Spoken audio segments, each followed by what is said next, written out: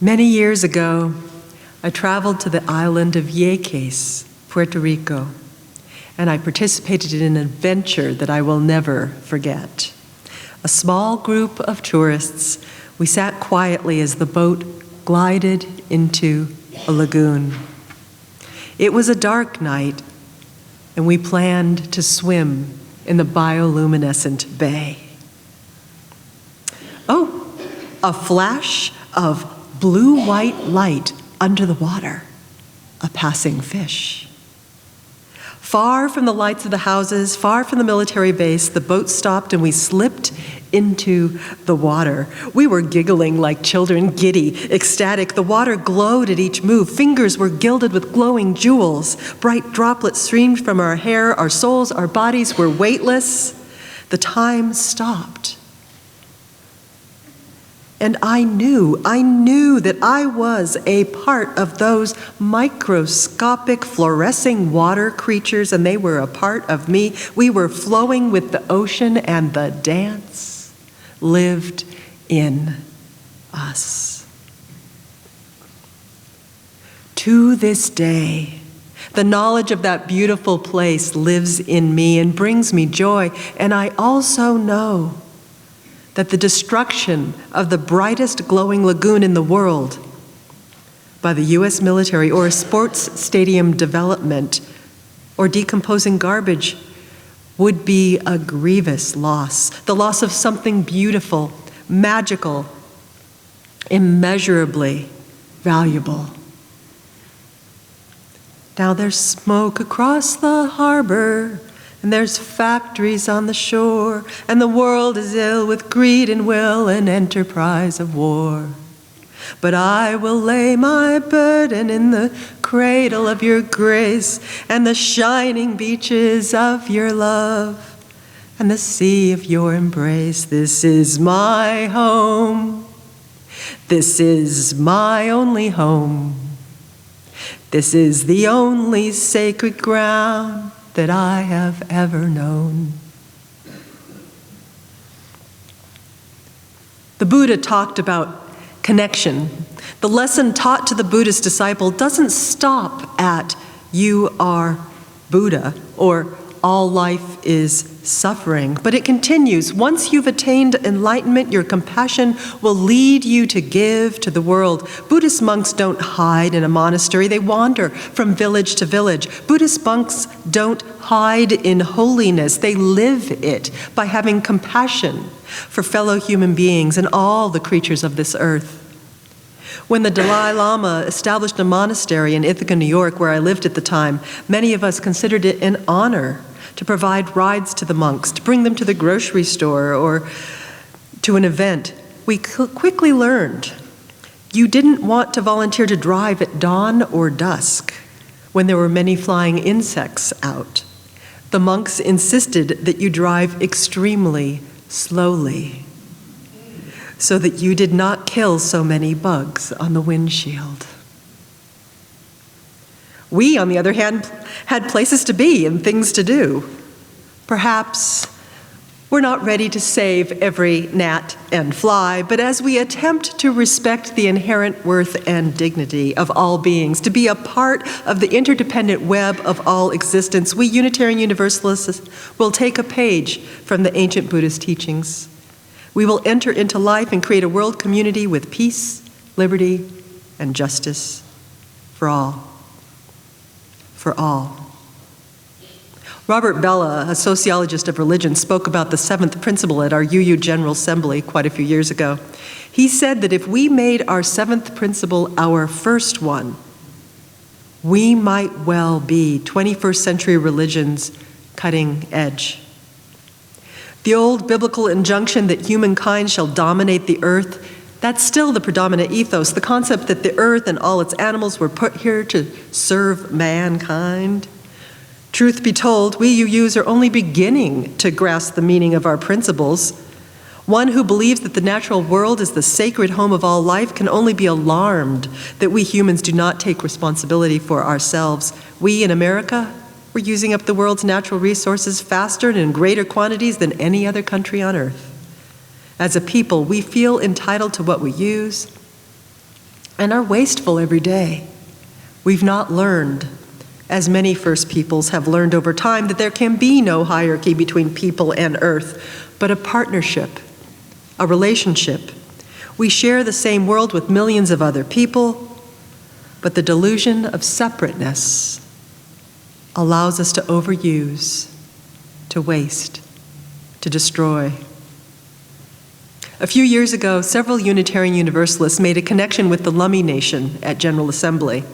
Then we supported them with our bodies and words and money when they protected waters of Bellingham from a coal export terminal. Now, over 50 UU clergy have gone to Standing Rock and to be among the 325 clergy representing 15 traditions to be with the Sioux Nation as they attempted to protect the waters of the Dakotas. The Lummi came with their totem pole that speaks against the destruction of the earth. Ceremonially, they arrived by river, by canoe, gathering with gathered indigenous protectors from as far away as New Zealand. As Jody Goody, the chairman of the Yakama Nation, said, "We, along with people of all walks of life, are observing a peaceful and prayerful gathering to move an entire country, one voice, one heart, one spirit, to speak for those things that cannot speak for themselves."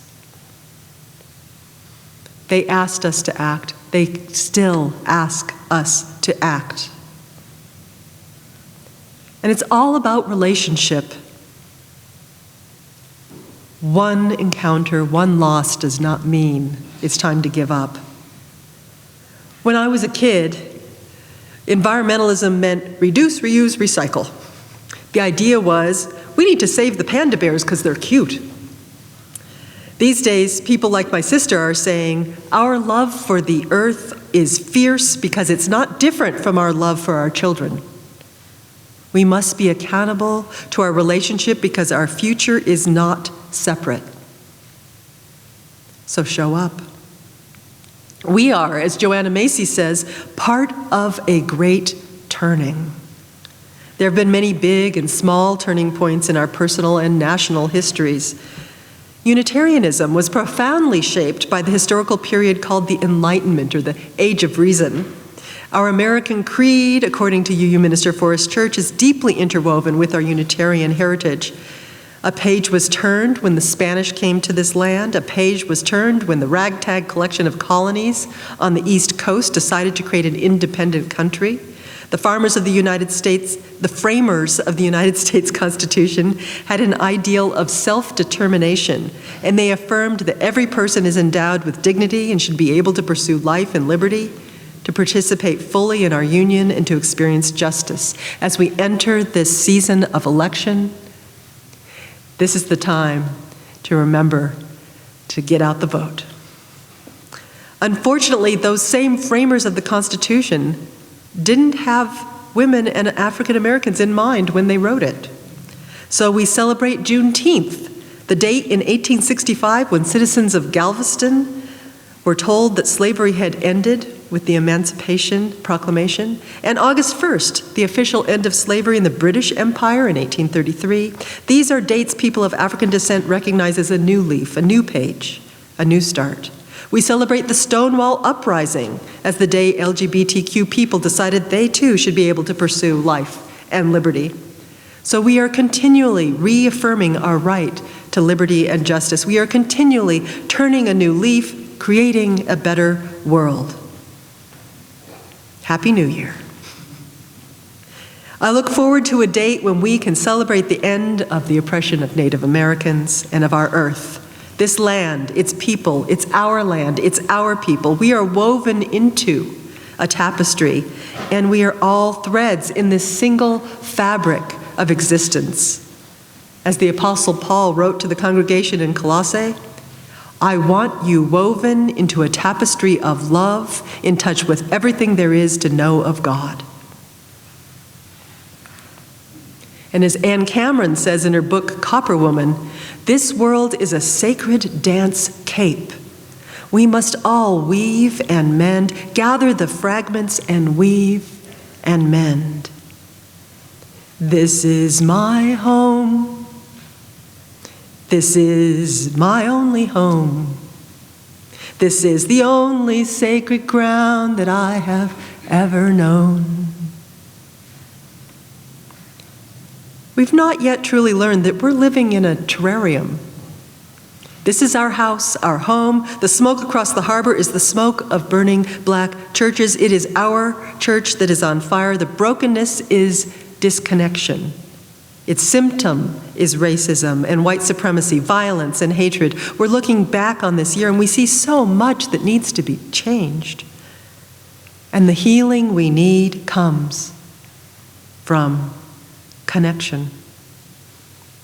It's time for us to celebrate the source of our social conscience, to recognize our connection to one another in justice and love. When you know that you are part of a larger body, you know you must care for all the parts of the whole. When people gather and sing together, whether at a Passover Seder, in a congregation sanctuary, as part of a peace action, we become one strong body. We are one. And that one strong body can encounter the struggles along the path with power and with conviction. The mystic Mahatma Gandhi's courage to change the world was founded in his deep belief that he was a part of the whole. This gave him the motivation and the power to change the world. Gandhi's Hindu scripture, the Vedas, define God in this way: God is one. The sages call God by many names.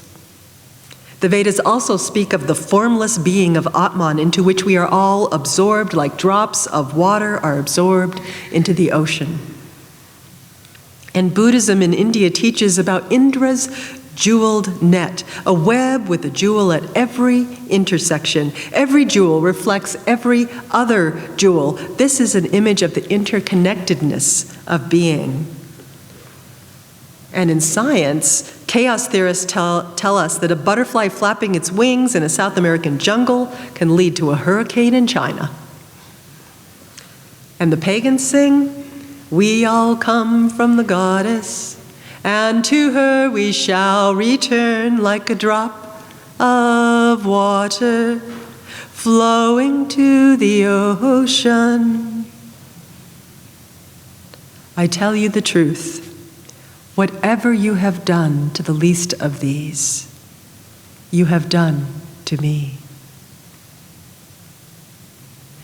We all have one ancestor. And I don't mean Lucy, the first human. I mean way, way, way, way back, further back. And I don't mean we humans. I mean we, all life. On a sleepy, endless ocean, when the world lay in a dream, till a single cell did jump and hum for joy as though to say, "This is my home. This is my only home." Psychologist Lawrence Lashan set out to debunk mediums and mystics and enhance physicists, and instead he found that the mystics and the physicists, at least the new physicists, sound alike when it comes to describing the connections between human consciousness and the ultimate field of reality. Mystics and physicists speak a common language of unity and connection between human beings and the world at large. Bohm, a physicist, believes that our almost universal tendency to fragment the world and ignore the dynamic interconnectedness of all things is responsible for many of our problems. He says, "We believe we can extract the valuable parts of the earth without affecting the whole, treat parts of our body and not be concerned with the whole, deal with crime, poverty, and drug addiction without addressing society as a whole. Such a fragmented approach may even bring about our ultimate destruction." Or, as the godfather of American Unitarianism, Ralph Waldo Emerson, put it, "I am part and particle of God," though I don't always sense it or know it.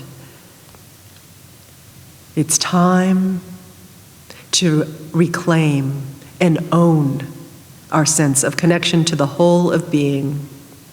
It's time that our social conscience recognizes our connection to one another in justice and love.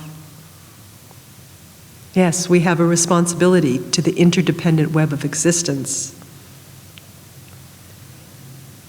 We are one thread in the one fabric of existence.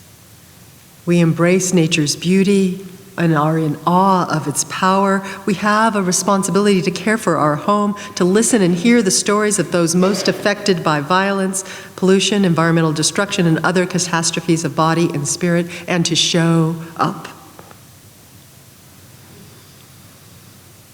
I invite you to join me in a moment of prayerful contemplation. Spirit of life, divine love, beloved one, power of earth, air, fire, water, of community,